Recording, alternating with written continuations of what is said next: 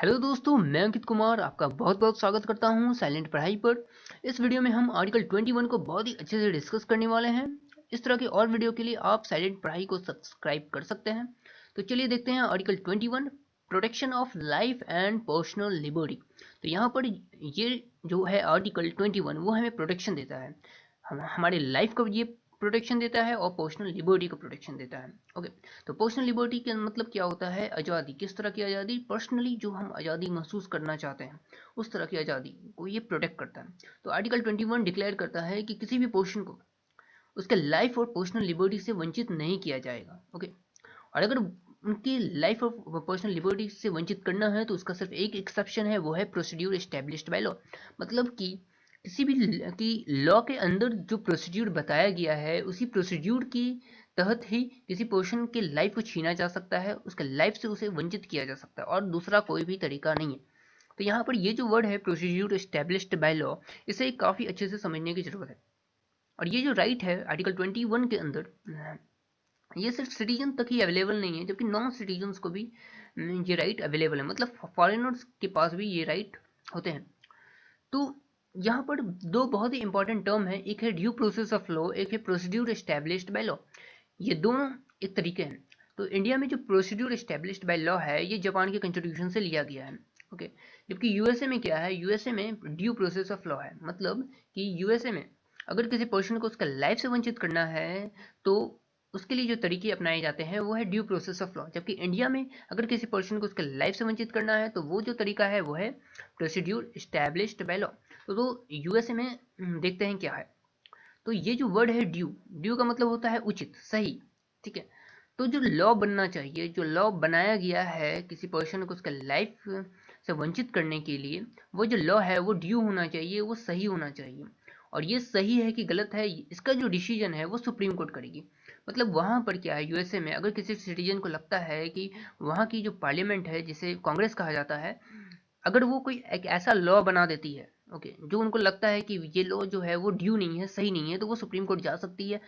ठीक है, वहाँ पे केस कर सकती है और सुप्रीम कोर्ट इस लॉ को इनवैलिड भी कर सकती है क्योंकि ये सही नहीं है। ओके, लेकिन इंडिया के केस में क्या है? इंडिया में जो वर्ड लिखा गया है वो है प्रोसीड्यूर एस्टैब्लिश्ड बाय लॉ। मतलब किसी भी पर्सन को उसका लाइफ से वंचित किया जा सकता है, ठीक है, एक लॉ के द्वारा। ठीक है, लॉ के में जो प्रोसीड्यूर बताया गया है।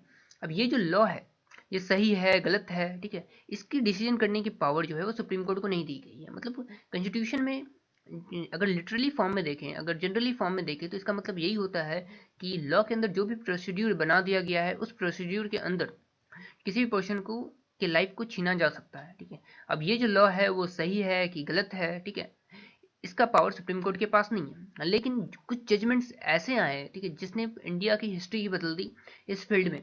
तो उन इंपॉर्टेंट जजमेंट्स को देखना बहुत जरूरी है। तो जो पहला जजमेंट था, ठीक है, वो था गोपालन केस 1950 का। गोपालन केस 1950 में सुप्रीम कोर्ट ने बहुत ही नैरो जजमेंट, बहुत ही नैरो इंटरप्रिटेशन किया आर्टिकल 21 का। इन्होंने क्या कहा कि आर्टिकल 21 के अंदर जो हमें प्रोटेक्शन मिला है, ये प्रोटेक्शन सिर्फ आर्बिट्री एग्जीक्यूटिव एक्शन के अगेंस्ट है, ना कि आर्बिट्री लेजिस्लेटिव एक्शन के अगेंस्ट। मतलब क्या है कि अगर पार्लियामेंट या फिर स्टेट लेजिस्लेचर कोई एक ऐसा लॉ बनाता है जिससे किसी पर्सन की लाइफ को छीना जा सकता है, ठीक है, तो वो लॉ चाहे जितना भी मनमाना हो, ठीक है, वो लोग चाहे जितना भी मनमाना हो इसे इनवैलिड नहीं कर सकती है सुप्रीम कोर्ट। क्यों? क्योंकि हमारी कॉन्स्टिट्यूशन में क्या है? Procedure established by law. Law जो भी बना दिया जाए, ठीक है, लॉ को इनवैलिड करने का अधिकार क्या है? सुप्रीम कोर्ट के पास नहीं। लेकिन ये जो आर्टिकल 21 के अंदर प्रोटेक्शन अवेलेबल है वो आर्बिट्री एग्जीक्यूटिव एक्शन के अगेंस्ट है। मतलब कोई एग्जीक्यूटिव एक्शन अगर होता है, कोई सरकार अगर कोई एक्शन लेती है, वो मनमाना होता है, वो लॉ के अकॉर्डिंग नहीं होता है, तो यहाँ पे सुप्रीम कोर्ट बीच में आ सकता है, हम लोग सुप्रीम कोर्ट हाई कोर्ट जा सकते हैं। ठीक है, तो इसके अगेंस्ट ये प्रोटेक्शन मिलता है। लेकिन आर्बिट्री लेजिस्लेटिव एक्शन लॉ के अगेंस्ट नहीं हो सकता है। लॉ चाहे जैसा भी बन गया हो, मनमाना, गलत, ठीक है, हम उसके अगेंस्ट जो है सुप्रीम कोर्ट नहीं जा सकते हैं। ये था गोपालन केस। ओके, मतलब क्या हुआ कि स्टेट किसी पर्सन के लाइफ और पर्सनल लिबर्टी को छीन सकती है किसी लॉ के मुताबिक, और इस लॉ को चैलेंज नहीं किया जा सकता है कोर्ट में। क्यों? क्योंकि हमारी कॉन्स्टिट्यूशन में जो प्रोसीड्यूर बताया गया है, जो प्रोसीड्यूर एस्टेब्लिश बाय लॉ है, ठीक है, जो कि अलग है अमेरिकन कॉन्स्टिट्यूशन से जहाँ पे ड्यू प्रोसेस ऑफ लॉ है। मतलब अमेरिकन कॉन्स्टिट्यूशन में अगर कोई लॉ सही है कि गलत है, ये तय करने का पावर जो है वो सुप्रीम कोर्ट के पास है। जबकि इंडिया में ऐसा नहीं है। इंडिया में क्या है, procedure establish by law, law जैसा भी बना दिया जाए उसके अकॉर्डिंग ही काम चलेगा। ठीक है, इस पर सुप्रीम कोर्ट के पास कोई भी पावर नहीं है। मतलब यही है कि लॉ का जो वैलिडिटी है वो इस ग्राउंड में क्वेश्चन नहीं किया जा सकता है कोर्ट में कि ये जो लॉ है वो अनरीजनेबल है, अनफेयर है, अनजस्ट है। मतलब ये जो लॉ है वो गलत है, मॉरली गलत है, नेचुरली गलत है। ठीक है, ये मनमाना है।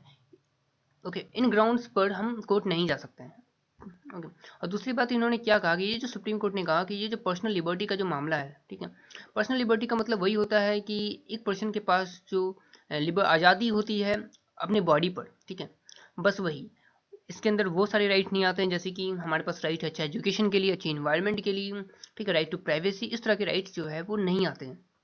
सुप्रीम कोर्ट का बस यही करना था कि जो बॉडी पर हमारा जो राइट्स है, ठीक है, बस इतना ही, उससे अधिक नहीं, कि हम बहुत ही प्रतिष्ठा के साथ लाइफ जिए, ह्यूमन डिग्निटी के साथ लाइफ जिए, इस तरह की चीज़ें नहीं थी।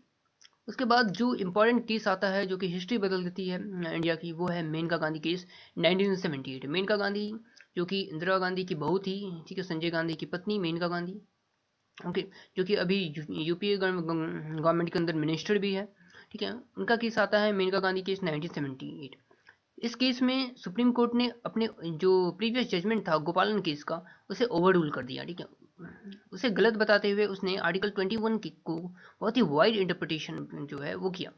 इन्होंने क्या कहा कि ये जो लाइफ टू लाइफ है पर्सनल लिबर्टी है, ठीक है, ये कि हाँ हाँ ये ठीक है कि किसी भी पर्सन के लाइफ और पर्सनल लिबर्टी को छीना जा सकता है एक लॉ के द्वारा, लेकिन ये जो लॉ बनना चाहिए वो रीजनेबल होना चाहिए, फेयर होना चाहिए, जस्ट होना चाहिए, मतलब सही होना चाहिए।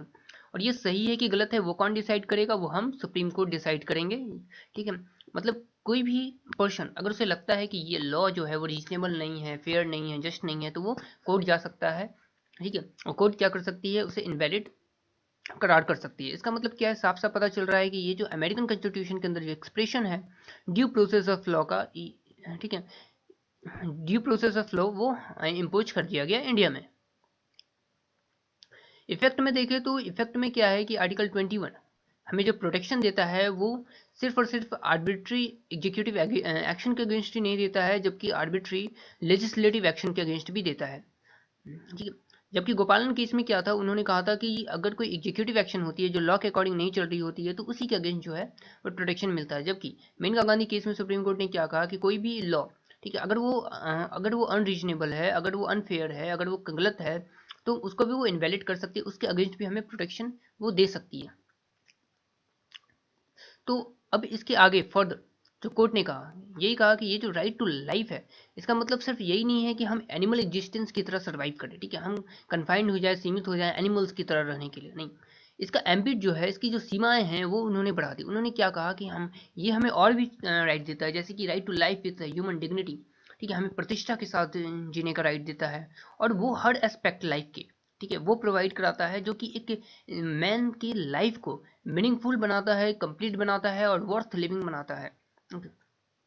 और उन्होंने क्या कहा कि ये जो पर्सनल लिबर्टी है जो मेंशन की गई है आर्टिकल 21 में, ठीक है, इसका भी वाइडेस्ट एम्पलीट्यूड है। ठीक है, इसमें क्या आता है, इसमें हर तरह के राइट जो आते हैं जो कि एक मैन के पर्सनल लिबर्टी के अंदर आनी चाहिए। मतलब इन्होंने कहा कि हाँ, इसके अंदर बहुत सारे राइट आते हैं जो कि कॉन्स्टिट्यूशन में मेंशन नहीं है, लेकिन आते हैं, जैसे कि अच्छे एजुकेशन पाने का राइट, अच्छी इन्वायरमेंट में सांस लेने का right, okay, right to privacy, right to information. ठीक है, तो इस तरह के राइट जो है वो पर्सनल लिबर्टी के अंदर आते हैं। तो दोस्तों आपको वीडियो पसंद आया होगा। इस तरह के और वीडियो के लिए आप साइलेंट पढ़ाई को सब्सक्राइब कर सकते हैं। इससे अगर वीडियो पसंद आया तो इसे लाइक और शेयर जरूर करें, और वीडियो पसंद नहीं आया तो आप नीचे कमेंट करें कि आपको ये वीडियो क्यों पसंद नहीं आया।